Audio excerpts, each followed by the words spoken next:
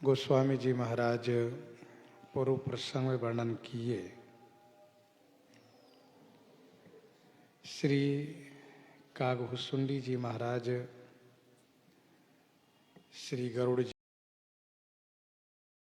को श्री राम कथा श्रवण करा रहे हैं।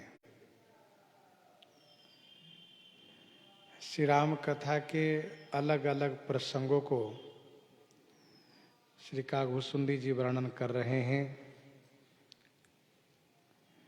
ऋषि आगमन कहे से पुनि श्री रघुवीर विवाह। श्री विश्वामित्र जी का आगमन और श्री रघुवीर का विवाह वर्णन किए। आगे अयोध्या कांड का प्रसंग प्रस्तुत कर रहे हैं। बहुरी राम अभिषेक प्रसंगा पुनि निर्पवचन राज रस भंगा। बहुरी राम अभिषेक प्रसंगा पुनि निर्पवचन राज रस भंगा। बहुरी माने फिर से, बहुरी माने पुनः फिर भगवान श्री राम जी के राज्य तिलकोत्सव का प्रसंग वर्णन किए।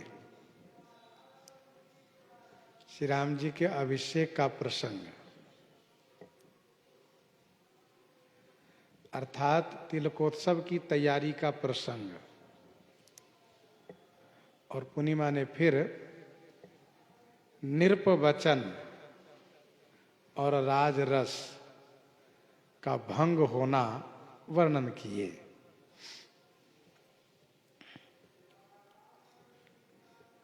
बालकांड में 7 प्रसंग वर्णन किए। अयोध्या कांड में प्रथम प्रसंग यह है कि बहुरी राम अभिषेक प्रसंगा।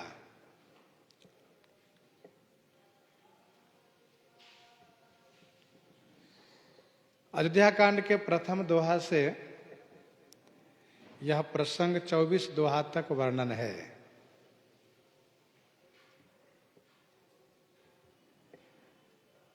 जब ते राम ब्याही घर आए। श्री राम जी जब से विवाह करके घर आए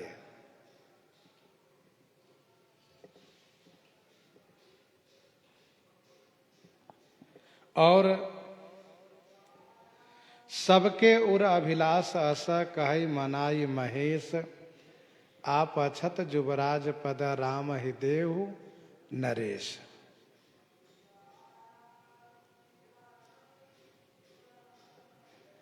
श्री राम जी जब से विवाह करके घर आए तब से श्री अयोध्या जी में नित्य नए मंगलोत्सव हो रहे हैं।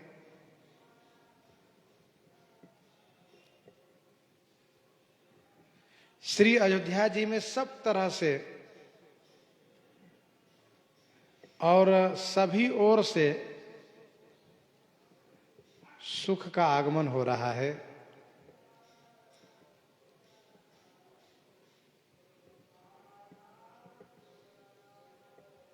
और जहां श्री राम जी श्री चक्रवर्ती जी महाराज के पुत्र बने हैं, जो मंगल के मूल हैं, उस अयोध्या जी के वैभव सुख को वर्णन नहीं किया जा सकता है। जो कुछ कहा वो सब थोड़ा ही है।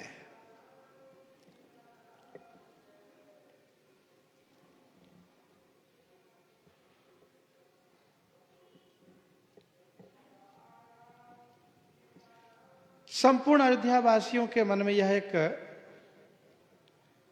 विशेष कामना है कि श्री चक्रवर्ती जी महाराज अपने रहते हुए श्री राम जी को राजा बना दे। इस बात को महाराज से न कह करके भगवान शिव से मना रहे हैं।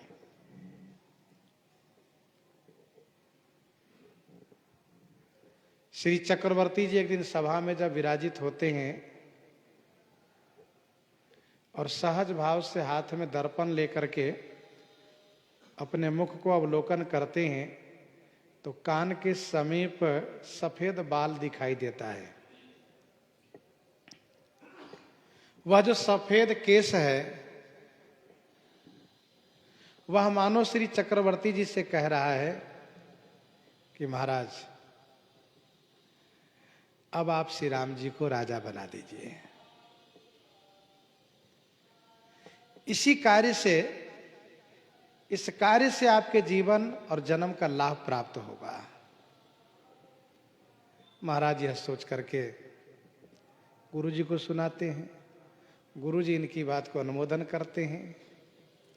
महाराज मंत्रियों को सुनाते हैं। महाराज के द्वारा मंत्री जब सुनते हैं तो मंत्री बड़े आह्लादित हो जाते हैं, बड़े आनंदित हो जाते हैं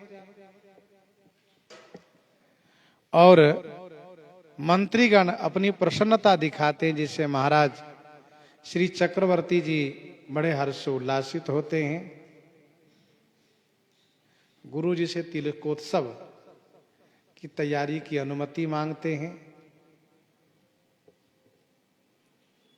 सामग्री के संदर्भ में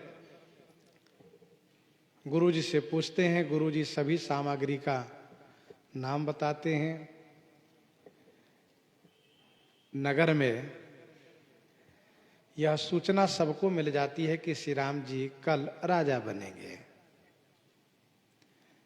फिर तो नगर में उत्सव होने लगता है।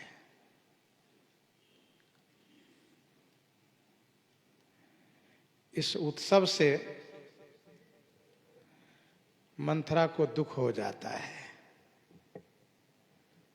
कारण यह है कि वह श्री सरस्वती जी के द्वारा श्री राम जी को वनवास कराने के लिए प्रेरित हो जाती हैं। तब वह श्री कैकेयी के पास जाती हैं।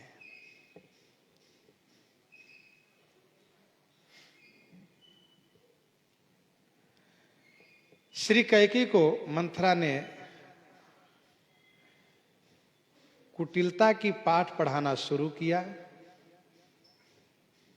यद्यपि श्री कैकेयी ने पहले डांट फटकार लगाया, फिर धीरे धीरे उनकी बात में आकर के कोप भवन में वे चली गई।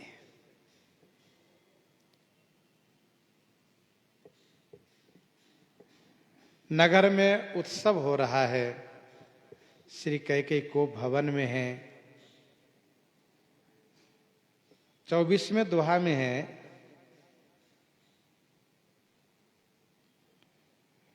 साँझ समय सानंद नृप गयौ कैकेयी गेह।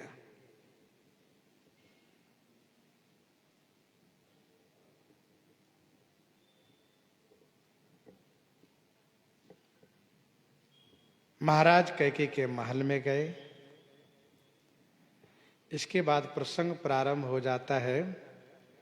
दोहा संख्या 25 के प्रथम चौपाई से कोप भवन सुनी सकुचेउ राऊ से नृप वचन और राज रस का भंग होना। यह प्रसंग है अयोध्या कांड में दोहा संख्या 46 के चौपाई संख्या 5 तक। अस कहि राम गमन तब किन्हा भूप शोक बस उतरु न दिन्हा। महाराजा श्री चक्रवर्ती जी कैकेयी जी के पास जाते हैं। मन में तमाम तर्क वितर्क करते हैं। पास में जाकर के उनको प्रसन्न करना, उनको प्रसन्न करके श्री राम तिलकोत्सव में सम्मिलित होने का प्रयास करते हैं। परंतु उनके मन में कुछ और है। इसीलिए वह महाराज को इस बात को याद दिलाती हैं कि आपने दो वरदान देने के लिए कहा था, लेकिन अभी तक आपने उसको दिया नहीं। समरासुर वाली घटना सुना करके महाराज को वरदान देने के लिए प्रेरित करती हैं। महाराज वरदान देने के लिए श्री राम जी की शपथ खा लेते हैं। श्री कैकेयी श्री भरतलाल जी का राज्य, श्री राम जी का वनवास मांगती हैं। सुनकर के महाराज बड़े शोकाकुल हो जाते हैं।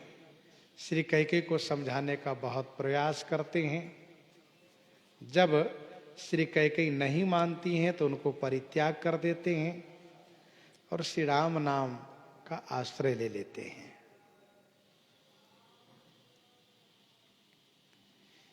इसी बीच प्रातः होने पर लोगों के कहने पर श्री सुमंत्र जी महाराज के पास जाते हैं। महाराज कुछ नहीं बोलते। श्री कैकेयी श्री राम जी को लाने की बात करती हैं। महाराजा श्री चक्रवर्ती जी के रुख देख करके श्री सुमंत्र जी श्री राम जी को लेकर आते हैं। श्री राम जी पिताजी की दशा को देख करके बड़े शोकाकुल हो जाते हैं। पिताजी के शोक के कारण माता कैकेयी से पूछते हैं।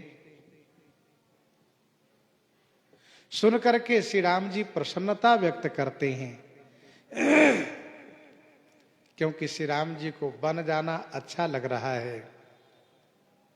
श्री राम जी प्रसन्न होते हैं, वनवास में गुण दिखाते हैं और महाराज नहीं कुछ बोलते हैं तो श्री राम जी उनसे यह कहते हुए कि विदा मातु सन आवो मांगी, चली हो बनहि बहुरी पग लागी, असकहि राम गमन तब किन्हा।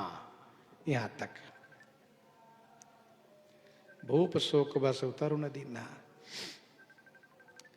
महाराजा श्री चक्रवर्ती जी का वचन और राज्य रस दोनों भंग हुए, दोनों नष्ट हुए। इसके बाद प्रसंग आगे श्री कागभूषुंडी जी ने वर्णन करते हुए कहा, पुरवासिन कर बिरह विषादा, कहे श्री राम लक्ष्मण संवादा, कहे श्री राम लक्ष्मण संवादा। दोहा संख्या 46 के 6वीं चौपाई से यह प्रसंग प्रारंभ होता है। ध्यान दीजिएगा। पूर्ववासिन कर विरह विषादा, पूर्ववासियों का विरह विषाद श्री कागभूषुंडी जी वर्णन किए और श्री राम जी और लक्ष्मण जी का संवाद वर्णन किए। दोहा संख्या 46 के 6वीं चौपाई से प्रसंग है, पूर्ववासिन कर विरह विषादा। और दोहा संख्या 69 तक सीत ही सासु असीस सिख, दिन अनेक प्रकार, चली नाई पद पदुम सिरा अति हित बारही बार।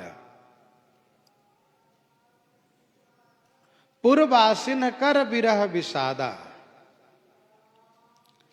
पूर्ववासियों का विरह और विषाद। प्रसंग संख्या 3 है ये, और कहे श्री राम लक्ष्मण संवादा प्रसंग संख्या 4 है। 46 दोहे में जो चौपाई है, नगर व्याप गई बात सुतीछी, छुअत चढ़ी जनु सब तन बीछी, सुन भय विकल सकल नर नारी, बेल बिटप जिमी देखी दवारी। जो जहां सुनाई धुनाई सिर सोई, बड़ विषाद नहीं धीरज होई। नगरवासियों को बड़ा शोक है।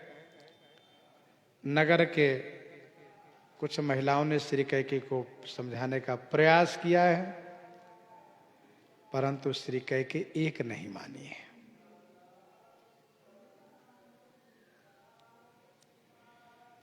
श्री राम जी माता कौशल्या जी के पास गए, उनके चरणों में वंदन प्रणाम किए हैं। माता कौशल्या जी अपनी प्रसन्नता प्रकट करती हुई श्री राम जी को कुछ खाने के लिए कहती हैं। श्री राम जी वनवास की बात सुनाते हैं, जिसे श्री कौशल्या जी को बड़ा कष्ट होता है। श्री कौशल्या जी दुविधा में पड़ जाती है, मैं क्या कहूं इनको। उन्होंने फिर भी कहा कि यदि पिताजी का आदेश है तो मां होने के नाते मैं रोक रही हूं, वन नहीं जाना है तुमको। लेकिन यदि माता और पिता दोनों ने कहा है तो आप वन को जाइए। फिर माता कौशल्या जी वन देवी वन देवता से प्रार्थना करती हैं और अपनी स्थिति दिखाती हैं कि हे रघुनंदन, मैं तुम्हारे बिना रहूंगी कैसे। श्री राम जी माता कौशल्या जी को समझाते हैं। इसी बीच श्री सीता जी समाचार पाकर के पास में आती हैं। श्री सीता जी को देख करके श्री कौशल्या जी विह्वल हो जाती हैं। श्री सीता जी की सुकुमारता को वर्णन करती हुई श्री कौशल्या जी श्री सीता जी को घर में रखने का प्रयास करती हैं और श्री राम जी को समझाने के लिए कहती हैं, स्वयं समझाती हैं। श्री राम जी श्री सीता जी को समझाते हैं। श्री सीता जी अपनी परिस्थिति दिखा करके साथ में ले चलने के लिए प्रार्थना करती हैं। श्री राम जी श्री सीता जी को साथ चलने के लिए अनुमति देते हैं, आज्ञा देते हैं। माता कौशल्या जी व्याकुल हो जाती है। फिर श्री सीता जी श्री कौशल्या माँ को समझाती हैं। श्री कौशल्या माता श्री सीता जी को आशीर्वाद देती हैं। तो पूर्वासीन कर विरह विषादा के अंतर्गत पूर्वासियों का विरह, माँ कौशल्या का विरह, श्री सीता जी का साथ होने की बात, श्री सीता जी का दुख, ये सब वर्णन है इसमें। इसके बाद प्रसंग है, कैसे राम लक्ष्मण संवादा। द्वा संख्या अयोध्या कांड में 70 से यह प्रारंभ हो जाता है। समाचार जब लक्ष्मण पाए, व्याकुल बिलख बदन उठी धाये। श्री लक्ष्मण जी जैसे समाचार पाते हैं, श्री राम जी के चरणों में आकर के वंदन प्रणाम करते हैं। श्री रघुनाथ जी लक्ष्मण जी को देख करके कि ये तो मेरे साथ चलने को बिल्कुल निश्चय कर चुके हैं, घर में रहने के लिए शिक्षा देते हैं। श्री लक्ष्मण जी फिर अपनी दशा, अपनी स्थिति श्री रघुनाथ जी से निवेदित करते हैं। श्री राम जी लक्ष्मण जी को साथ में चलने के लिए आज्ञा प्रदान करते हैं। श्री लक्ष्मण जी मां सुमित्रा जी से आज्ञा लेने तब जाते हैं जब श्री राम जी की आज्ञा होती है, और मां सुमित्रा से आज्ञा और आशीर्वाद लेकर के श्री राम जी के पास आ जाते हैं। और ये प्रसंग 70 से लेकर के 76 तक वर्णन है।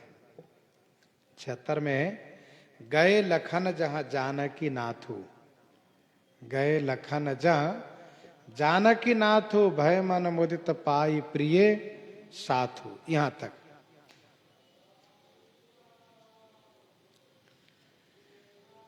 विपिन गबन के बट अनुरागा, सुरसरी उतरी निवास प्रयागा, सुरसरी उतरी निवास प्रयागा। विपिन गबन के वट अनुरागा, विपिन गवन। विपिन गवन मैंने वन गवन प्रसंग, केवट का अनुराग माने प्रेम जो श्री राम जी ने देखा वह प्रसंग, और सुरसरी उतरी माने गंगा पार होना प्रसंग, और निवास प्रयागा, प्रयाग में निवास करना यह प्रसंग। विपिन गवन यह 5वां प्रसंग, केवट अनुरागा 6वां प्रसंग, सुरसरी उतरी गंगा पार होना यह 7वां प्रसंग और निवास प्रयागा यह 8वां प्रसंग है। विपिन गवन केवट अनुरागा, विपिन गवन यह अयोध्या कांड के दोहा संख्या 76, जो चौपाई संख्या 3 है। कहीं परस्पर पुर नर नारी, भली बनाई विधि बात बिगाड़ी।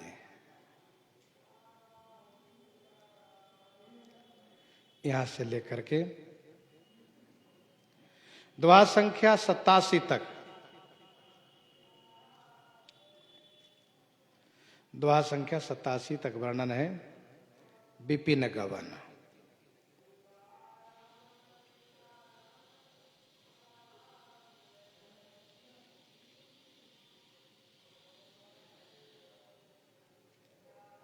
श्री राम जी पिता श्री चक्रवर्ती जी के पास जाते हैं, उनसे प्रार्थना करते हैं। पिताजी कुछ कहते हैं, उनको सुनते हैं। श्री कैकेयी भी श्री राम जी के लिए वह वस्त्र आभूषण लाती हैं जो तपस्वी का वस्त्र आभूषण है। श्री चक्रवर्ती जी महाराज मूर्छित हो जाते हैं।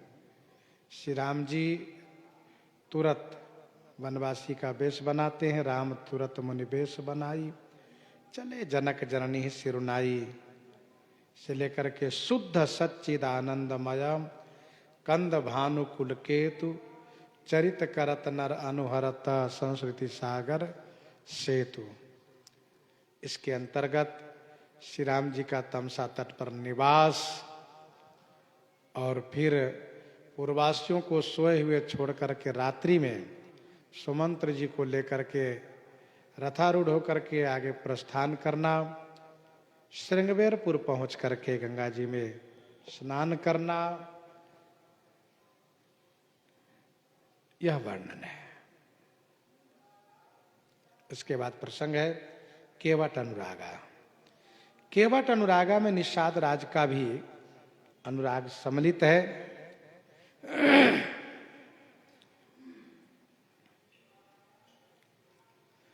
दोहा संख्या 88 में प्रथम चौपाई से यह सुधि गुहन निषाद जब पाई,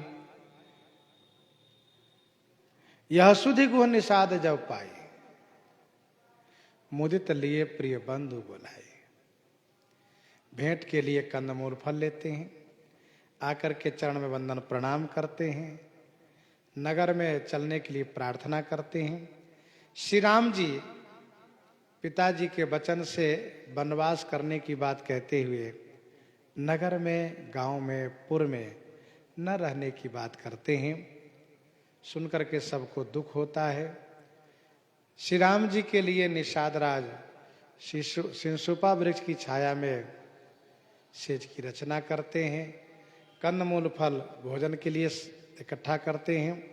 श्री राम जी निषाद राज के द्वारा प्राप्त कंदमूल फल को पा करके रात्रि गंगा तट पर सिंसुपा वृक्ष की छाया में विश्राम करते हैं। श्री लक्ष्मण जी सुरक्षा में जागते हैं तो उनके पास निषाद राज जाकर के अपने मन की व्यथा उनसे निवेदित करते हैं। श्री लक्ष्मण जी उनको खूब समझाते हैं। इधर प्रातः हो जाता है।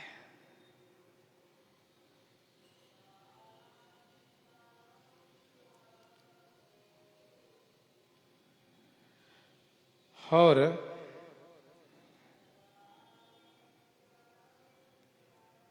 इसके बाद श्री राम जी जटा बनाते हैं बट के दूध से। देख करके सुमंत्र जी बहुत दुखी होते हैं। उनको समझा करके श्री राम जी विदा करते हैं। गंगा जी के तट पर आप आ जाते हैं।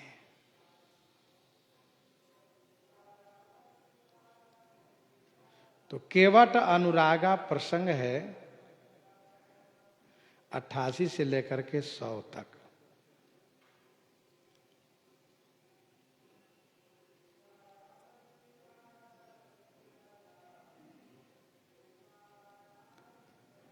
सुरसरी तीर आप तब आए, यहां तक।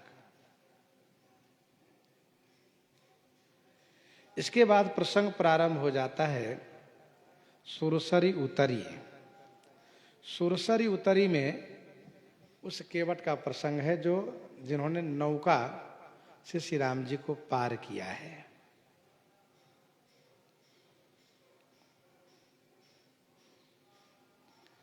वैसे केवट अनुरागा प्रसंग को कुछ संतों ने यह सुधि गुह निषाद जब पाई से लेकर के पद पखारी जलपान करी आप सहित परिवार पितर पार करी प्रभु ही पुनि मुदित गयौलई पार, यहां तक वर्णन करते हैं। उतरी ठाड वै सिर सुर सरी रेता।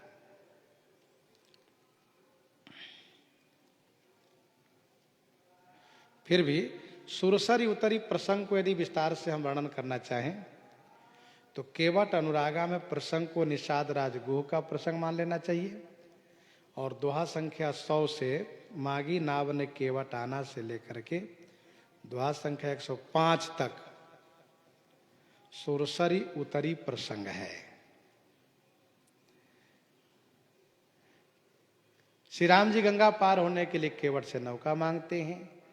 वे बड़ी अटपटी बातें करते हैं। उनकी अटपटी बात से श्री राम जी मुस्कुरा देते हैं और पद प्रक्षालन की अनुमति देते हैं।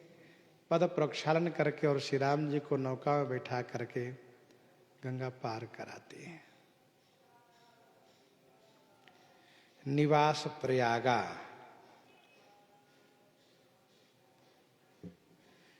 ध्यान दीजिएगा, सुरसरी उतरी में उस प्रसंग को भी स्मरण कर लेना चाहिए जो श्री सीता जी ने गंगा मैया से प्रार्थना किया और गंगा मैया ने श्री सीता जी को वरदान जो दिया।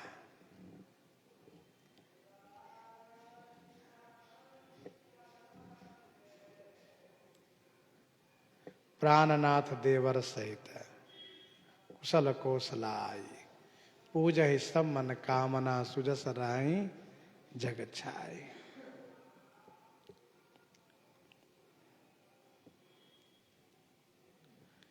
गंग बचन सुनि मंगल मूला मुदित सिय सुरसरी अनुकूला।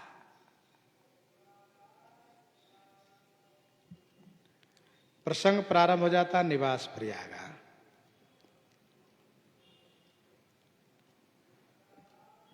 तो दोहा संख्या 105 में जो तेहि दिन भयो बिटपतर बासु, यहां तक सुरसरी उतरी प्रसंग ही चलता है 100 से लेकर 105 तक, और 105 से प्रारंभ हो जाता है निवास प्रयागा। प्रात प्रात कृत करी रघुराई तीरथ राज दीख प्रभु जाइए। यहां से लेकर के दोहा संख्या 109 में विदा किए बटु विनय करी फिरे पाई मन काम, उतरी नहाए जमुन जल जो शरीर सम श्याम। ये प्रसंग यहां तक है।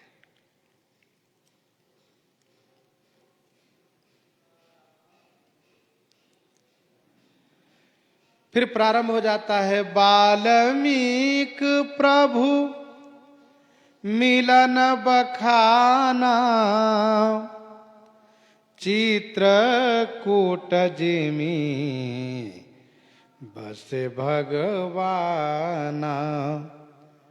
वाल्मीक प्रभु मिलन बखाना, चित्रकूट जिमि बस भगवाना। श्री वाल्मीकि और प्रभु श्री राम जी का मिलन बखान किए श्री कागभूषुंडी जी, और चित्रकूट जी में बसे भगवाना। चित्रकूट में जैसे भगवान श्री राम जी निवास किए उस प्रसंग को श्री काग जी ने वर्णन किया। वाल्मीकि प्रभु मिलन बखाना प्रसंग संख्या 9 है। चित्रकूट जी में बसे भगवाना प्रसंग संख्या 10 है। यह अयोध्या कांड के प्रसंग संख्या दर्शाई जा रही है।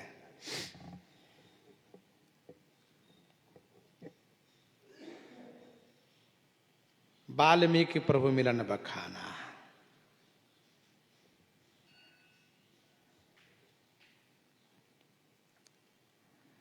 दोहा संख्या 110 से प्रारंभ हो जाता है।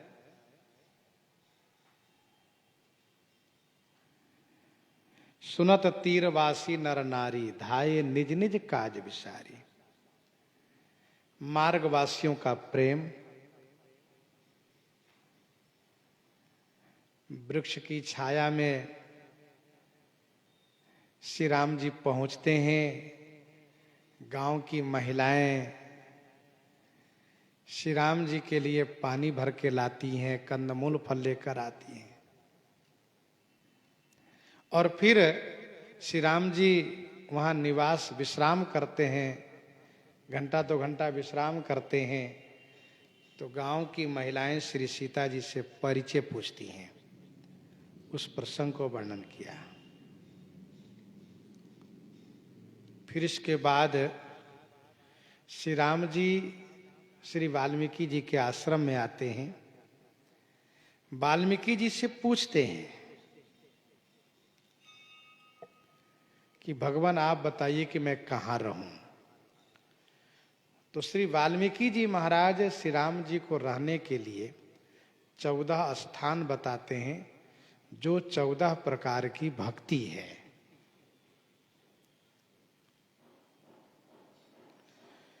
तो यह प्रसंग 110 से लेकर के सुनत तीरवासी नर नारी, धाये निज निज काज विसारी से लेकर के दोहा संख्या 132 तक है। चित्रकूट महिमायमित, कही महामुनि गाय, कही महामुनि गाय। ये वाल्मीकि प्रभु मिलन बखाना प्रसंग है। आई नहाए सरित बरस, ये समय 2 भाई। और इसके बाद प्रसंग प्रारंभ हो जाता है। चित्रकूट जिमि बस भगवाना, चित्रकूट जिमि बसे भगवाना।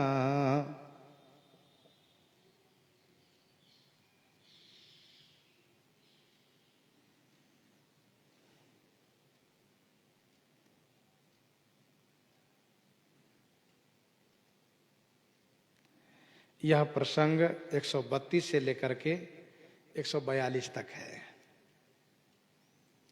132 से लेकर 142 तक है। चित्रकूट जिमि बसे भगवाना, यह प्रसंग। कहेउ राम बन गवन सुहावा तक, यह प्रसंग है। चित्रकूट महिमामित, कही महामुनि गाय से लेकर के कहो राम बन गवन सुहावा 142 दोहा के चौपाई संख्या 4 तक। चित्रकूट जिमि बसे भगवाना कहने का भाव यह है कि श्री राम जी चित्रकूट में अपनी भगवत्ता प्रकट किए। जिनमें खड़ैश्वर्य है वे भगवान है। श्री राम जी अपनी भगवत्ता प्रकट किए, ऐश्वर्य प्रकट किए। कैसे? अमर नाग किन्नर दिशिपाला, चित्रकूट आए ते ही काला, चित्रकूट आए ते ही काला। यह ऐश्वर्य है। अमर नाग किन्नर दिशिपाला सब आ रहे हैं। धर्म, राम बास बन संपत्ति भ्राजा, सुखी प्रजा जन पाए सुराजा। जस, जस का विस्तार किए, जस प्रकट किए। चित्रकूट रघुनंदन छाए, समाचार सुनि सुनि मुनि आए, समाचार सुनि सुनि मुनि आए। चित्रकूट रघुनंदन छाय। श्री का विस्तार किए, श्री प्रकट किए। लखन जानकी सहित प्रभु राजत रुचिर निकेत, सोह मदन मुनि बेश जनु रति ऋतु राज समेत। वैराग्य प्रकट किए। अजिन बसन फल असन मही, सैन दास कुश पात। अजिन बसन फल असन मही, शयन दास कुश पात। और मोक्ष का विस्तार किए। लसत मंजु मुनि मंडली, मध्य सिए रघुचंद। ज्ञान सभा जनु तनु धरे, भगति सच्चिदानंद। तो खडेश्वरी प्रकट किए।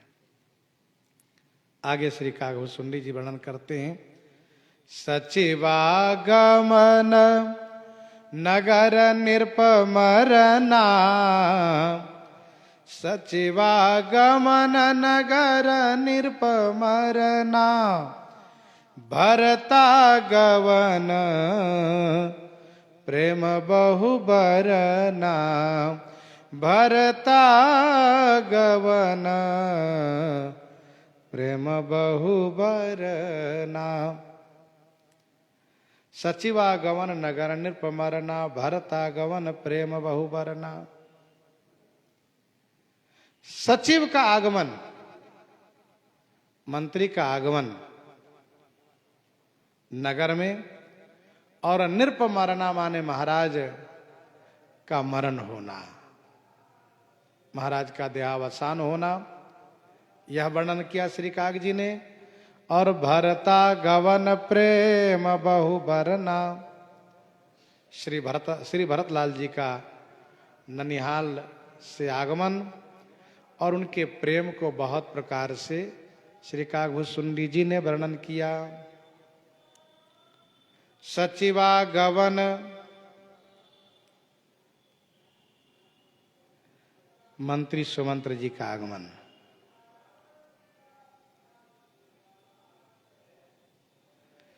दोहा 142 से सुनहु सुमंत्र अवध जिमि आवा से लेकर के दोहा संख्या 147 तक, दोहा संख्या 147 तक अवध प्रवेश किन्ह जेहि भांति, अवध प्रवेश किन्ह जेहि भांति। यह प्रसंग सचिवागमन के अंतर्गत है।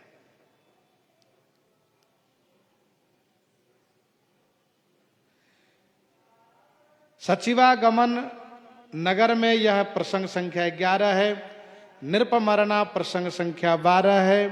भरतागमन प्रेम बहुबरना प्रसंग संख्या 13 है।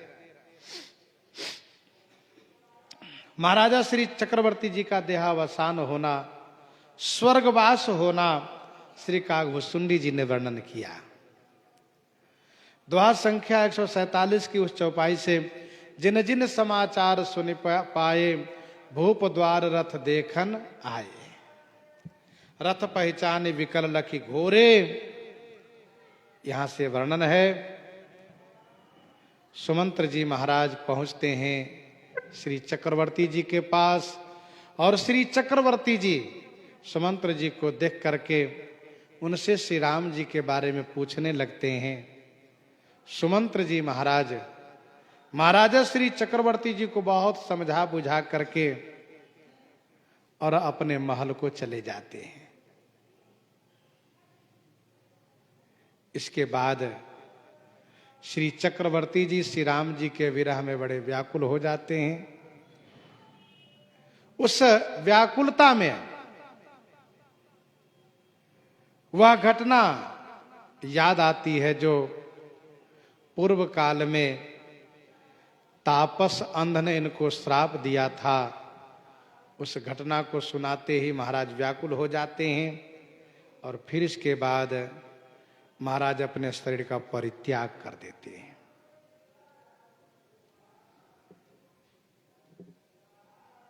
और इनके शरीर परित्याग से रनिवास में शोक ही शोक छा जाता है। रनिवास ही नहीं अपितु संपूर्ण अयोध्या में शोक छा जाता है। श्री गुरु वशिष्ठ जी महाराज प्रातः काल आते हैं, रानियों को समझाते हैं।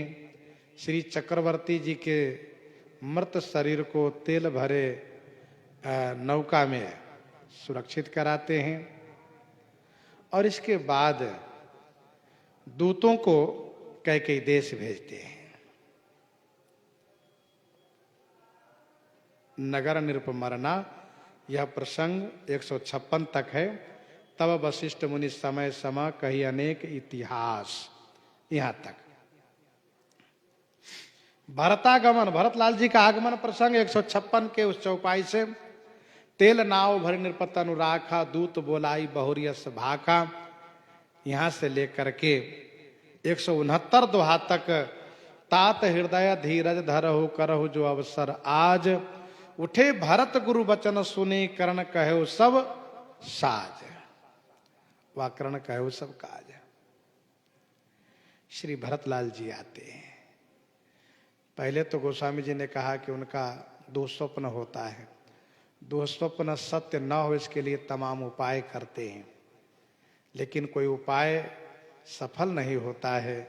इसी बीच दूत आते हैं और गुरु जी बुलाए हैं, ऐसा सुनकर के श्री भरतलाल जी बहुत चिंतित होते हैं। तुरंत ननिहाल से श्री अयोध्या जी के लिए प्रस्थान करते हैं। रास्ते में तमाम अशगुन होते हैं। नगर में प्रवेश करते हुए जब अयोध्या जी में आते हैं, नगर में प्रवेश करते ही उनको बड़ा भयावह दृश्य लगता है। कोई उनसे ठीक से बात नहीं करते हैं। पहुंचते हैं माँ कैकेयी के महल में। श्री कैकेयी उनको आरती उतारती हैं, ननिहाल का कुशल पूछती हैं। श्री भरत ननिहाल की कुशलता सुना करके अपने कुल की कुशलता पूछते हैं। श्री कैकेयी द्वारा श्री राम का वनगमन, पहले श्री चक्रवर्ती जी का स्वर्गवास सुनकर के बड़े दुखी हो जाते हैं, व्याकुल हो जाते हैं और पिताजी के स्वर्गवास का कारण जब जानना चाहते हैं तब पता चलता है कि श्री राम जी का वनवास हो गया है। श्री भरतलाल जी बड़े दुखी हो जाते हैं। भरतागमन प्रेम बहुवरना, श्री कैकेयी समझाने का प्रयास करती हैं। श्री भरत उन्हें फटकार लगाते हुए उनको परित्याग करते हैं। इसी बीच मंथरा आती है, श्री शत्रुघ्न को दंडित करते हैं।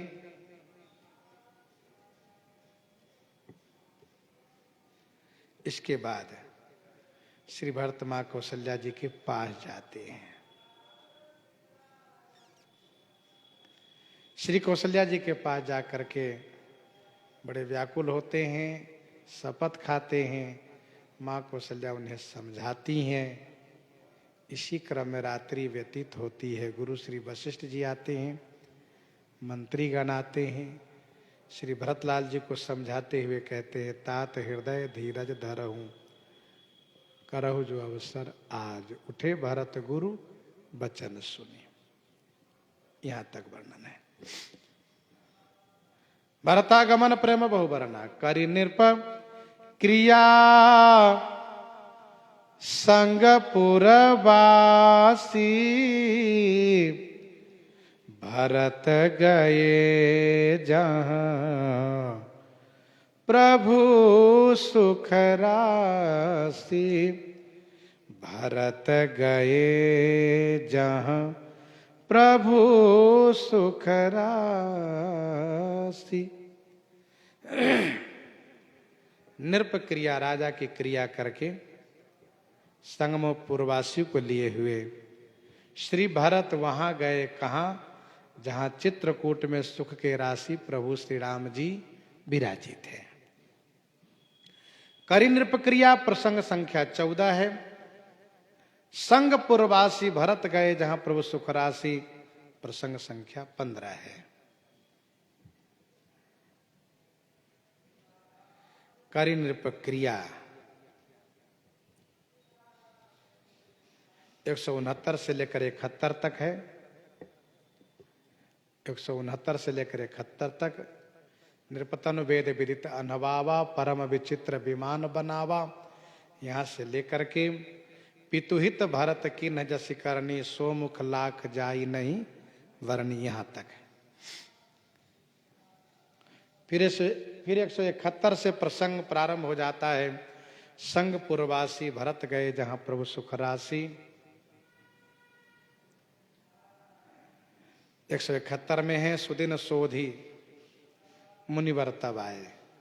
गुरु श्री वशिष्ठ जी इस सभा का आयोजित करते हैं। श्री भरतलाल जी को राज्य ग्रहण करने के लिए कहते हैं। मंत्रीगण अनुमोदन करते हैं। माता श्री कौशल्या जी कहती हैं। श्री भरतलाल जी सबकी बात को विनम्रता पूर्वक सुन करके और फिर अपने हृदय की बात बड़ी विनम्रता के साथ सबके सामने रखते हुए श्री राम जी को लेने के लिए चित्रकूट जाने का निश्चय सुनाते हैं। यह सुन करके सब आनंदित हो जाते हैं। श्री भरतलाल जी महाराज पूरी तैयारी करके चित्रकूट के लिए प्रस्थान करते हैं। मार्ग में विभिन्न जगह निवास करते हुए जब श्रृंगबेरपुर पहुंचते हैं तो निषाद राज को संदेह हो जाता है, लड़ने को तैयार हो जाते हैं। इसी बीच उनको छींक आती है। एक वृद्ध उस छींक पर विचार करके महाराज निषाद राज को युद्ध से रोकते हैं। निषाद राज युद्ध की बात छोड़ करके श्री भरतलाल जी की परीक्षा लेते हैं। परीक्षा लेने जाते हैं, उनके प्रेम में डूब जाते हैं। निषाद राज उनको अतिथि सत्कार करते हैं, रात्रि वहीं ठहराते हैं, प्रातः काल वहां से विदा करते हैं। श्री भरतलाल जी तीर्थराज प्रयाग आते हैं, त्रिवेणी से आशीर्वाद वरदान मांगते हैं। श्री भरद्वाज जी के आतिथ्य सत्कार को स्वीकार करते हैं। प्रातः काल वहां से चलते हैं। मार्ग में विभिन्न स्थानों पर रुकते हुए मगवासियों से मिलते हुए पहुंच जाते हैं चित्रकूट के पास। और जब मंदाकिनी गंगा के पास पहुंचते हैं तो वहां पर सबको ठहरा करके श्री राम जी को ढूंढने चलते हैं। साथ में शत्रुघ्न है, निषाद राज है। श्री राम जी को ढूंढ करके उनके चरणों में साष्टांग दंडवत प्रणाम करते हैं। श्री राम जी उठा करके हृदय से लगाते हैं। श्री शत्रुघ्न प्रणाम करते उनको हृदय से लगाते हैं। श्री भरतलाल जी श्री सीता मैया के चरणों में प्रणाम करते हैं। श्री सीता जी आशीर्वाद देती हैं तो सब विधि सानुकूल लखी सीता भेनि सोच और अपडर बीता। द्वा संख्या 242 तक, 171 से लेकर के 242 तक प्रसंग है। संग पुरवासी भरत गए जहां प्रभु सुख राशि। इसके बाद है उन रघुपति बहु विधि समझाए, लई पादुका अवधपुर आए, लई पादुका अवधपुर आए। उन्हें माने फिर श्री रघुनाथ जी बहुत प्रकार से श्री भरतलाल जी को समझाए। श्री भरतलाल जी चरण पादुका लेकर के श्री अयोध्या जी आए। दोहा संख्या 242 से प्रारंभ हो जाता है। को कुछ कहे न को कुछ पूछा, प्रेम भरा मन निज गति छूछा। निषाद राज के द्वारा जब श्री राम जी जानते हैं गुरु जी आए हैं, पुरवासी आए हैं, श्री सीता जी के पास शत्रुघ्न को रखते हैं, स्वयं चलते हैं गुरु जी से मिलने, समाज से मिलने, सबसे मिल करके सबको उचित स्थान में ठहरने के लिए कहते हैं। सब ठहर जाते हैं। फिर इसके बाद गुरु जी महाराज एक गोष्ठी बुलाते हैं जिसमें यह विचार गुरु जी करते हैं कि श्री राम जी से कैसे कहा जाए कि घर लौट चलिए। आप सबको सुझाव दीजिए। श्री भरतलाल जी की बात सुन करके श्री गुरु जी महाराज विह्वल हो जाते हैं और एकदम से तुरंत कह देते हैं कि हे भरत आप वन में रह जाइए। श्री राम जी को लौटा ले जाते हैं। श्री भरतलाल जी प्रसन्न हो जाते हैं। गुरु जी चुप हो जाते हैं। श्री राम जी के पास जाते हैं। श्री राम जी से गुरु जी यही कहते हैं कि मेरे विचार में श्री भरत की रुचि रखते हुए आप जो कुछ करेंगे वह अच्छा ही होगा।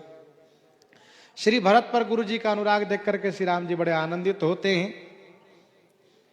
फिर इसके बाद श्री भरतलाल जी को समझाते हुए श्री भरतलाल जी से कहते हैं कि हे भरत आप जो कहो हम वही करेंगे। श्री भरत अपने मन की बात निवेदित करते हैं और प्रभु श्री राम जी को आज्ञा देने के लिए कहते हैं आप आदेश कीजिए। इसी भी सूचना आती है मिथिलेश जी आ गए हैं। फिर सभा समाप्त की जाती है। मिथिलेश जी का आगमन, उनकी आगवानी, उनसे मिलन, उनका सत्कार, फिर इसके बाद अलग अलग गोष्ठी होती है और फिर श्री राम जी के सामने सब उपस्थित होते हैं। श्री राम जी अपनी व्यवस्था दिखा करके 14 वर्ष के लिए राज्य पालन के लिए श्री भरतलाल जी से कहते हैं और श्री भरतलाल जी महाराज चित्रकूट दर्शन की कामना व्यक्त करते हैं। श्री भरतलाल जी की उस कामना को श्री राम जी पूर्ति करते हैं। फिर इसके बाद फिर सभा होती है। श्री राम जी श्री भरतलाल जी को राजनीति की शिक्षा दे करके समझाते बुझाते चरण पादुका दे करके उनको वहां से विदा करते हैं। लई पादुका अवधपुर आए। तो 242 से लेकर के 322 तक यह प्रसंग है। श्री भरतलाल जी महाराज चौथे दिवस अवधपुर आए। श्री अयोध्या जी आ गए और इसके बाद प्रसंग प्रारंभ होता है। ध्यान दीजिएगा। पुनि रघुपति बहुविधि समझाए। जैसा कि आपने सुना कि करिंद्र प्रक्रिया प्रसंग संख्या 14 है। संग पुरवासी भरत गए जहां प्रभु सुखरासी प्रसंग संख्या 15 है और पुनि रघुपति बहुविधि समझाए प्रसंग संख्या 16 है। पुनि रघुपति बहुविधि समझाए लय पादुका अवधपुर आए, ये प्रसंग संख्या 16 है। और 17वां प्रसंग है भरत रहनी सम सुरपति सुत करनी प्रभु अरुआत्री भेंट पुनि बरनी प्रभु अरुआत्री भेंट पुनि बरनी भरत रहनी सुरपति सुत करनी। श्री भरतलाल जी की रहनी सुरपति सुत देवेंद्र के पुत्र जयंत की करनी और प्रभु श्री राम जी और अत्रि जी के भेंट, प्रभु श्री राम जी और अत्रि जी में जो भेंट हुई उस प्रसंग को श्री कागभूषुंडी जी ने वर्णन किया। भरत रहनी यह प्रसंग संख्या अयोध्या कांड में 17वां है। 17 प्रसंग अयोध्या कांड में है। द्वार संख्या 322 से अयोध्या कांड के समापन 326 तक श्री जनक जी महाराज श्री अयोध्या जी में 4 दिन निवास करते हैं और राज्य का बंदोबस्त करते हैं, सारी विधि व्यवस्था करते हैं। प्रभु श्री राम जी ने विदा करते हुए श्री भरतलाल जी को कहा था कि हे भरत तुम चिंता मत करो, परेशान मत हो, क्योंकि माथे पर गुरु मुनि मिथिलेशु हम ही तुम्हें सपने हूं न कलेशु। अर्थात सब निर्वहन गुरु जी के प्रसाद से होगा, उनकी कृपा से होगा, मिथिलेश जी की कृपा से होगा। तो मिथिलेश जी सब बंदोबस्त करते हैं। इसके बाद जनकपुर चले जाते हैं। श्री भरत गुरु श्री वशिष्ठ जी से आज्ञा लेकर के एक तपस्वी की रहनी में नंदी ग्राम में निवास करके रहने लगते हैं, जीवन यापन करने लगते हैं, तपश्चर्या पूर्वक जीवन जीते हैं और राज्य कार्य का संचालन करते हैं। तपस्या के साथ राज्य कार्य संचालन करते हुए राजकोष में 10 गुना धन का विस्तार यानी धन की वृद्धि करते हैं, कोष खजाना का संवर्धन करते हैं। तो भरत रहनी यह प्रसंग 17वां है। यहाँ तक अयोध्या कांड की कथा है अब इसके बाद प्रारंभ कथा हो जा रही है अरण्य कांड की। सुरपति सुत करनी प्रसंग संख्या 1, प्रभु अरु अत्रि भेंट पुण्यवरणी प्रसंग संख्या 2। तो फिर अरण्य कांड, किष्किंधा कांड, आगे जो अन्य कांड की कथा है सब क्रमशः हम लोग श्रवण करेंगे। प्रसंग को यहीं प्रहृदयांगम करते हुए इस निवेदन के साथ भक्तमाल जी में प्रवेश करते हैं कि कल की तिथि भगवान श्री राम जी के विवाह उत्सव की है। अगहन शुक्ल पक्ष पंचमी तिथि को भगवान श्री राम श्री सीता जी के विवाह उत्सव मनाया जाता है। श्री अयोध्या मिथिला धाम में बड़े धूमधाम से यह उत्सव मनाया जाता है। अयोध्या जी में विभिन्न आश्रमों से बाराती निकलती है, जिसमें मंत्रार्थ मंडपम, बड़ी जगह, रंगमहल, कनक भवन, इस प्रकार से जानकी महल, विभिन्न आश्रमों से यह बाराती निकलती है और बाराती लगभग 2 बजे के बाद निकलने लगती है। इसीलिए बाराती दर्शन, विवाह उत्सव के दर्शन के लिए कल कथा विराम रहेगी और फिर परसों से हम लोग कथा के क्रम में श्रवण करना प्रारंभ करेंगे। तो आइए श्रवण करते हैं श्री भक्तमाल जी से। हाँ, संत भगवान श्री राम नाम की गर्जना हो जाए।